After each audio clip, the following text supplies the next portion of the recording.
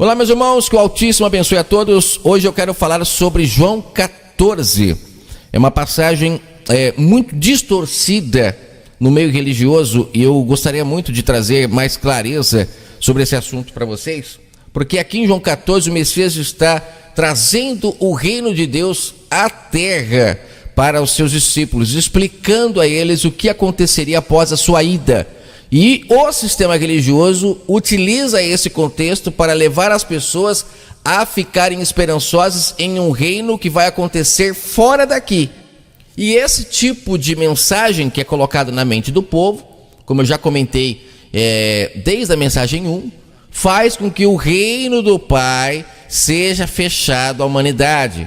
Esses homens não entram e não deixam as pessoas entrarem por causa das suas mensagens fermentadas. O Messias falou isso em Mateus 23 e até hoje isso tem predominado. O reino do Pai sendo fechado por palavras fermentadas, por palavras enganosas, que muitas pessoas aprendem e repetem umas para as outras, e com isso ninguém entra para as bodas. São poucos os que se alimentam do pão da vida, do Espírito Santo do Criador, ficam dependentes de homens, de ir comer da mão de homens, e é justamente isso que eles querem, porque se as pessoas entrarem para as bodas, porque as bodas também é outra mensagem que eles jogam lá para o final que vai acontecer, mas não é lá, as bodas é agora. O Messias, quando chama as pessoas para entrar para as bodas, ele está chamando para aquele momento. Desde aquela época, ele já estava convidando para as bodas, e participar das bodas é se alimentar do pão verdadeiro, comer do pão que vem da boca do Pai, não comer mais do pão que vem da boca dos homens. Quem quisesse comer do pão que vinha da boca dos homens, seria colocado para fora, que representa lá o rapaz confeccionando suas próprias roupas. Então ficaria do lado de fora, onde tem choro e ranger de dentes. E por isso que hoje tem tanto sofrimento na terra, porque as pessoas estão preferindo comer o pão que vem da boca dos homens. Eu não estou aqui dando pão para você, eu estou te ensinando a comer o pão verdadeiro. É diferente daqueles que trazem o pão como sendo a verdade do Pai, usam a Bíblia não para explicar a história, para mostrar o que aconteceu e qual é o plano de salvação do Pai, mas utilizam a Bíblia como se fosse o Pai falando ali para as pessoas. Ele está dizendo agora para você, né, isso, aquilo outro, e as pessoas acreditam, come disso. Não, o Pai não precisa desses homens e muito menos de um livro para falar com as pessoas. Ele já derramou o seu Espírito Santo e está falando com todos no seu entendimento. Pena que a maioria não ouve, porque o reino do Pai está fechado a essas pessoas, porque esses homens distorcem toda a verdade. O Criador, através do seu Filho, ele estava trazendo a mensagem à humanidade na época em que o Messias esteve na terra, de que o reino dele estava para ser estabelecido. E nós sabemos que o Messias o tempo todo falava sobre isso. O reino do Pai é chegado a vós. E agora, como eu disse na mensagem número 12, o porquê que eu utilizo a Bíblia, eu vou mostrar isso para você, para que você não creia nas minhas palavras, mas creia no que está escrito. Mateus, capítulo 4, verso 16. O povo que estava em trevas viu uma grande luz, e aos que estavam detidos na região e sombra da morte, raiou uma luz. Que luz era essa? As palavras do Messias. Não era ele como pessoa, como esses homens também tentam manipular, muitas das vezes levando as pessoas a crerem no Messias físico, no corpo ali, quando na verdade temos que crer em suas palavras. São elas que nos levam ao Pai, não é ele. Isso é idolatrar a criatura, mas era as suas palavras. E aí no verso 17 diz: daquele momento em diante, o Messias passou a pregar e a dizer: arrependei-vos, porque é chegado o reino dos céus, chegado. Quer mais uma passagem para conferir? Marcos capítulo 1, verso 14. Depois que João foi levado à prisão, o Messias partiu para a Galileia, pregando a todos as boas novas de Deus. E qual que é as boas novas? Cumpriu-se o tempo e está chegando o reino de Deus. Arrependei-vos e crede no Evangelho. Está chegando, ou seja, é chegado, está chegando. Lembra que em Mateus 6 ele também fala na oração lá: venha a nós o vosso reino. Esse vosso reino já chegou, esse reino já está estabelecido na terra através do exercício do Espírito Santo. O problema é que esses homens não deixam as pessoas entenderem isso, jogam lá para frente para eles continuarem no poder, manipulando, se dizendo ainda guias das pessoas, se dizendo ainda ungidos do Criador. Não, o Espírito Santo já foi derramado sobre toda a carne. O reino do Pai já foi estabelecido na terra. E ele sabe quem são os seus através do quê? Das pessoas que creem na voz do Espírito Santo. Quem crer e for batizado, esse será salvo. Só que as pessoas estão se batizando na água da igreja, obra morta. Por isso que nunca entram para as bodas, ficam comendo do pão que vem da boca dos homens. Vamos à mensagem aqui, João 14, porque essa introdução já foi para deixar claro para vocês que em João 14 o Messias está trazendo ali a consciência dos discípulos, o reino do Pai. Mas esses homens que jogam sempre para o futuro as coisas, eles dizem que ali o Messias está falando sobre as pessoas irem morar no céu, e não que ali o Messias está estabelecendo o seu reino na terra, porque é isso que ele veio fazer. Alguns versos aqui de João 14 são muito usados fora de contexto, e as pessoas então acabam não entendendo o que ele está tentando dizer de fato. Um dos versos mais utilizados aqui é quando ele fala: na casa de meu pai há muitas moradas. Se não fosse assim, eu não vou teria dito: vou preparar-vos lugar. Se você pega esse verso isolado do contexto, você pensa o quê? Que ele está chamando os discípulos para ir morar no céu, que ele iria voltar e levaria eles. Mas engraçado, né? Ele voltou através do Espírito Santo, mas ele não levou os discípulos para essas moradas que ele prometeu, não. Muito pelo contrário. O que aconteceu foi que os discípulos receberam poder agora para falar a verdade do Criador com intrepidez, como lá em Atos 2. Quando Pedro se levanta, aquele que não compreendia nada espiritualmente, toda hora fazendo pergunta para o Messias, leia as parábolas o tempo todo: Senhor, o que quer dizer essa parábola? Senhor, o que você está dizendo? Quando em Atos 2 ele recebe a compreensão do Pai, a chave que o Messias havia prometido para ele, lembra? A chave que foi dada a Pedro, que o sistema utiliza essa passagem de diversas formas. Essa chave é a compreensão da verdade, e através dessa chave ele abriria o entendimento das pessoas para que elas pudessem entrar para o reino. Ele abriria as portas que estavam trancadas, e as pessoas começariam a cear com o Pai quando compreendessem a verdade. Aqui nesse contexto é o contexto onde ele fala: eu sou o caminho, a verdade e a vida, ninguém vai ao Pai a não ser por mim. Verso 6 de João 14. Um verso utilizado de muitas formas erradas por muitos líderes religiosos, dentro de contexto que não tem nada a ver com o que ele falou aqui. Porque aqui quando ele fala que eu sou o caminho, é onde ele diz para que Tomé que ele sabia o caminho para ir para essas moradas que ele estava falando. E Tomé fala: não, a gente não sabe o caminho não. Aí ele fala: eu sou o caminho. Você percebe que não é nada físico, é tudo espiritual. Quando ele fala que eu sou o caminho, ele está querendo dizer: as minhas palavras podem levar vocês para o Pai. As minhas palavras, sem elas, vocês não conseguirão encontrar a porta, não sairão do aprisco, não entrarão para o reino, ficarão do lado de fora. Por isso creio em minhas palavras. E no contexto ele fala só sobre isso o tempo todo. Eu falei na mensagem número 12 agora que eu não coloco outro alicerce na minha crença a não ser as palavras do Messias. E o sistema religioso, eles colocam a Bíblia como esse alicerce. Isso é um tremendo engano. Mantém as pessoas fora das bodas, porque são as palavras do Messias, e eu sou o caminho, são as palavras dele que levam as pessoas para se alimentar diretamente do Pai, para morar junto com o Pai, para que ele venha e more nessas pessoas. São suas palavras. Só que o sistema religioso utiliza a Bíblia como alicerce. Ah, mas a Bíblia não é toda inspirada? Sim, ela é toda inspirada. Só que muitas das vezes teve personagens ali usados pelo Criador para falar com o povo de Israel, não para nós. Se a gente pega aquela situação e pega aquelas palavras e traz para nós, como por exemplo no caso lá de Josué, no capítulo 1, quando o pai estava encorajando Josué a não desistir, a não desanimar, que Deus estaria com ele para agora continuar levando o povo de Israel à terra prometida, porque Moisés já não estava mais presente. E Josué precisava continuar levando esse povo. O pai vai lá e o encoraja em 1 Josué, versículo 9.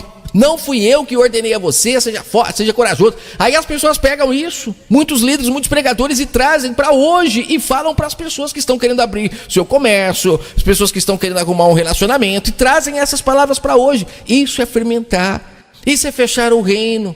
É não utilizar as palavras do Messias como alicerce, mas pegar tudo quanto é tipo de mensagens que foram ditas em épocas diferentes, em ocasiões diferentes, e trazer como alicerce. As pessoas ficam todas confusas. Por isso que há choro e ranger de dentes. São as palavras do Messias: eu sou o caminho, que levam as pessoas a comer do verdadeiro pão, a se encontrarem, a deixarem de sofrer. São as palavras dele. Mas enquanto as pessoas ficaram comendo desses homens, que já foram destituídos dessa posição de guia há muito tempo, porque só tem guia quem ainda é cego. Se o pão, o verbo já veio e já clareou o caminho, lembra que eu acabei de ler agora? E uma luz raiou. Se já tem a luz para chegarmos ao Pai, por que precisamos ainda desses faroletes, dessas... Olha, eu tenho uma mensagem que eu vou trazer aqui novamente, que eu tinha gravado no canal Nova Aliança, quando eu falo que quem tem o sol não precisa de estrelas. Quem são as estrelas perto do sol? O Pai precisou de estrelas enquanto ainda não havia chegado o sol, o povo estava nas trevas. Mas hoje, o sol da justiça já raiou. Não precisamos mais, já é dia, acorde, já é dia. No capítulo 14, para vocês entenderem um pouco do contexto, o Messias, ele, pelo jeito aqui, ele percebe que os discípulos estavam ficando preocupados. Se você ler o capítulo 13, estava chegando a Páscoa, então estava já muita gente contra o Messias e os discípulos perceberam que aqueles homens, uma hora ou outra, iriam matá-lo. Para quem ouviu a mensagem de hoje, eu comentei sobre Lucas 4, quando ele entra no templo, lá num dia de sábado, e ele sai apedrejado do templo praticamente. Os homens levam ele para ser empurrado de monte abaixo para matá-lo. E ele então conforta os seus discípulos no capítulo 14 falando: não se turbe o vosso coração, creiam em minhas palavras. Se vocês compreenderem o que eu estou falando para vocês, tudo o que vai acontecer agora vai ser para a honra e não para a desonra. Então ele fala para eles: na casa de meu pai há muitas moradas. Se não fosse assim, eu não vou lhe teria dito: vou preparar-vos lugar. Lembra do verso isolado que muitos usam para jogar lá para o futuro? Vamos continuar lendo para entender o que ele está falando aqui. Aí ele fala: quando eu for, ou seja, quando me matarem, né, que é interessante entender que aqueles homens o mataram, por mais que ele se entregou, mas eles o mataram. Não podemos tirar a responsabilidade deles, que eles conseguiram fazer com que as pessoas não entendessem muito isso quando lessem a Bíblia. Eles tentaram esconder essa atitude deles, mas eles o mataram. Então ele fala: quando eles me matarem, eu irei para o Pai, mas eu virei outra vez e vos levarei para mim mesmo, para que onde eu estiver estejais vós também. Eu virei outra vez. Interessante, né? Se você ler só essa parte, ele falando eu virei, você não entende que a descida do Espírito Santo é o cumprimento desse verso 13. Quem virá outra vez? O Messias, carne? Não, o Espírito Santo do Pai que nele estava. Porque a gente não consegue, por causa do fermento desses homens, entender que quem falava pela boca do Messias não era ele, era o Pai que falava pela boca dele. E deixa eu pegar o verso aqui que ele fala isso, para você acreditar no que eu estou falando. Leia o verso 10. Olha só: as palavras que eu vos digo, não as digo de mim mesmo, mas o Pai que está em mim. As palavras que eu vos digo, o Pai que está em mim é que as diz. O Pai que está em mim, que coisa mais rica. Imagina Pedro, que não tinha compreensão nenhuma, estava lá sentado no dia de Pentecoste, todo confuso, de repente, pá! Ele fala: entendi tudo, eu estou entendendo. Aí ele se levanta e começa a falar com autoridade. E ele fala: ele voltou, ele está em mim. Eu agora estou em sua morada. Eu me tornei a sua morada também. E assim como no verso 10 ele fala: crês que eu estou no Pai e o Pai está em mim. E aí Pedro, quando ele é revestido do poder, ele fala: eu estou no Pai também. Aí de repente, do lado dele, João fala: eu também estou no Pai e o Pai também está em mim. Eu estou compreendendo tudo, que maravilha. E o Pai começa a cumprir a sua promessa: eu voltarei a vós, eu não vos deixarei órfão. Quem comer de mim não morrerá. Fluirá rios de água viva dentro de ti. Coisa maravilhosa entender isso. Quando ele fala, continuando aqui, que eu virei a vós outra vez, ele fala no verso 4 que os discípulos sabiam o caminho. Como assim? Os discípulos ficaram perdidos. Aí vem Tomé, aquele que é muito denegrido pelo sistema religioso como aquele que não creu, né, na ressurreição. O que é mais uma blasfêmia desses homens, porque nenhum deles creram. Todos fugiram na hora H, todos. Não foi só Tomé não. Mas vamos lá, Tomé então se levanta. falando, não sabemos para onde você vai, como nós podemos saber o caminho? Aí é onde ele fala aquele verso tão conhecido, né, que o sistema deturpa tanto. Eu sou o caminho, a verdade e a vida, ou seja, as minhas palavras levarão vocês ao Pai. Fora elas, vocês não chegarão lá. Não adianta querer ler passagem de Salmos, querer ler passagem de Jeremias, querer ler passagem de Abraão. Não vão chegar ao Pai quem faz isso. É só as minhas palavras. Muitos têm colocado alicerce e outras palavras, por isso que não chegam lá. Aí ele fala no verso 7. Se vós me conheceis a mim, vocês conheceriam o meu Pai. E desde já, agora conheceis e o tendes visto. Aí levanta Filipe, Senhor, mostra-nos o Pai, mostra-nos, e nos basta. Aí ele fala, estou convosco há tanto tempo, né? E não me tendes conhecido, Filipe. Quem vê a mim vê o Pai. Aí entra o verso 10, que é aquele que eu falei agora há pouco. Não crês tu que eu estou no Pai e o Pai está em mim? As minhas palavras, não sou eu que as digo, mas o Pai que está em mim que as diz. Creiam pelo menos pelas mesmas obras. Creiam que estou no Pai, pelo menos pelas mesmas obras, verso 11. Verso 12, na verdade vos digo que aquele que crê em mim também fará as mesmas obras que eu faço e fará maiores. Quantos que utilizam essa passagem para querer dizer que agora vão abrir os olhos dos cegos, que agora vão fazer os paralíticos andarem, que vão ressuscitar as pessoas, tudo fisicamente. E aqui ele está falando para os discípulos que essas obras que eles iriam fazer é a chave, é a compreensão, é a libertação do espírito que está preso por esses homens. Aí ele continua falando, tudo que pedirdes em meu Pai, em meu nome eu o farei. E aqui entra mais um verso que outras pessoas que criaram outra religião, que é essa religião do nome agora, que se você não fala o nome certo, você não tem a verdade, o que é uma blasfêmia, porque essas pessoas falam o nome certo e não tem compreensão da verdade. Então o que adianta saber o nome se não compreende a palavra? Se o Pai não der a revelação da sua verdade, você não tem o nome, não adianta. Mas tem gente que está preso nessa religião. Um dia eu vou fazer uma mensagem aqui falando sobre como que surgem as religiões. É muito interessante esse entendimento. Como que surgem? Você vai entender aonde que cada religião se baseia para ser criada. E criaram uma que é agora essa religião do nome. Então aqui quando ele fala, se não pedirem meu nome, aí as pessoas falam que tem que ter o nome certo. E essas pessoas que têm o nome certo, elas têm pedido, tem acontecido alguma coisa? Claro que não, porque não é físico.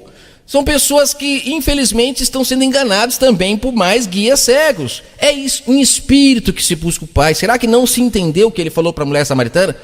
Será que você quer ser o Nicodemos, que não compreende e vai embora e não nasce de novo? Estou aqui tentando falar, nasça de novo e compreenda que é em espírito que se busca o Pai. É assim que é verdadeiro, de outra forma é falso.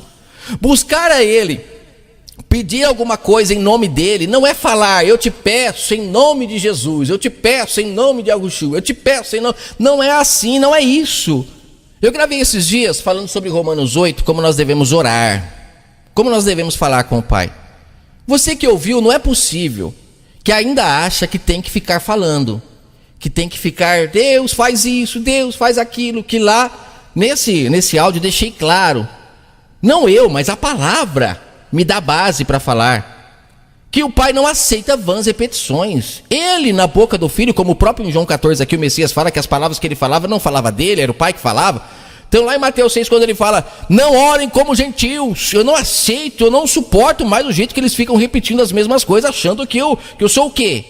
Né? Não compreende que eu sou espírito e que não precisam ficar usando de vãs repetições para falar comigo. Eu quero é vida e vida em abundância, prática, no dia a dia. Então, pedir alguma coisa em nome dele não é falar um nome, mas é o seu espírito estar em conformidade com o que ele ensinou. E aí tudo vai acontecer para o nosso bem. Porque o nosso bem é aquilo que o Pai projeta e não o que nós projetamos. Quem entender isso que eu estou falando, vai entender claramente o que ele está falando sobre pedirmos alguma coisa para o Pai. Se pedires alguma coisa em meu nome, eu farei. O mal da religião é se basear em versos. Se você se baseia em verso, você é religioso. Porque no verso 15 ele responde como a gente pede alguma coisa ao Pai em nome dele. Amando as suas palavras, guardando os seus mandamentos. O Pai saberá que nós somos de fato enviados dele, que o Messias é aquele a quem nos guia. Porque somos guiados pelas suas palavras, então chegamos ao Pai. Porque o Pai reconhece que somos seus filhos porque andamos no mandamento do Filho. Acaba-se a religião, gente, quando a gente compreende a verdade. Não existe mais ficar de mão levantada nas esquinas, como ele falou lá em Mateus 6, em pé nas sinagogas, usando de vãs repetições. Tudo isso é religião, é porta fechada, o reino está fechado. Mas quando você entra para dentro e você come das bodas, acabam-se assim as práticas religiosas, cai tudo por terra. Aí ele vem falando que o Espírito Santo, Pai, que seria derramado, que é isso que significa ele voltar a nós, esse Espírito Santo nos daria compreensão da verdade. Leia no contexto para eu ir já finalizando aqui, porque eu li o contexto todo e é maravilhoso. Tudo que eu estou falando aqui está baseado no que ele falou. Ele fala, não vos deixarei órfão, voltarei para vós. Olha ele voltando aqui. Órfão vem de pai. Será que as pessoas não entendem que esse Espírito Santo aqui é o próprio Pai voltando? Não é um espírito, uma terceira pessoa, como o sistema coloca na mente das pessoas para fechar o reino. É o próprio Pai.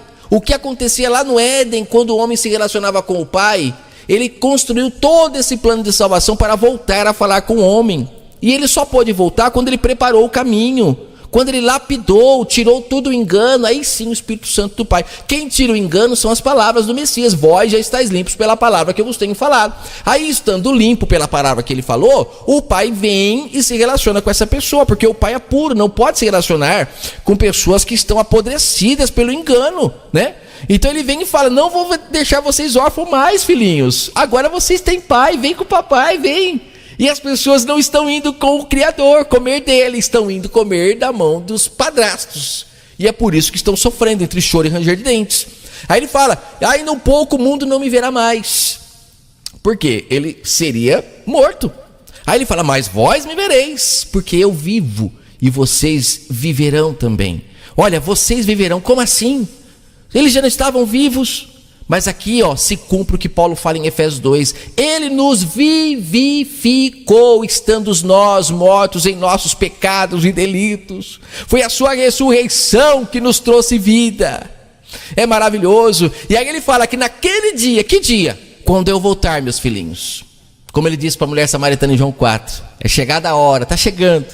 Eu vou voltar, vocês não serão mais órfãos. Você percebe que é tudo um contexto só? Por que separam? Para criar religião. Mas não é para separar. Eu vou voltar. Não deixarei vocês mais órfãos. E naquele dia, verso 20 de João 14, vocês conhecerão e compreenderão que eu estou no Pai.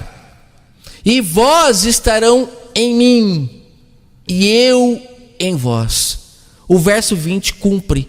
Na casa de meu Pai há muitas moradas. Vós estarei em mim, na morada. E eu estarei em vós. Aonde eu estiver, estarão vós. Vós em mim, eu em vós. Vós em mim, eu no Pai. Todo mundo ligado, um corpo, um só batismo, um só Senhor. Isso é maravilhoso. E ele continua falando sobre guardar os seus mandamentos, que é só assim que a gente consegue se achegar ao Pai. Mas olha só que interessante a pergunta que é feita ao Messias no verso 22 por um de seus discípulos. Essa pergunta mostra claramente o quanto eles não compreendiam nada do reino e não compreenderam até ali o que o Messias praticamente havia falado. Tanto é que o Messias fala que ele estava falando aquilo para eles, para que eles fossem antecipados sobre o que aconteceria. Eles iriam entender só depois. Por isso que o Judas aqui, que não é o Iscariotes, conforme fala aqui, ele fez essa pergunta. Senhor, de onde vem que te has de manifestar a nós e não ao mundo? Olha que pergunta, digamos, sem noção nenhuma. A resposta do Messias é clara. Se alguém me ama, essa pessoa guarda a minha palavra. Minha palavra, não é o livro Bíblia, é minha. Quem guardar a minha palavra, o Pai o amará. Aí entra o cumprimento, de fato, do verso 2 de João 14. Então viremos para ele e faremos nele morada. Em quem?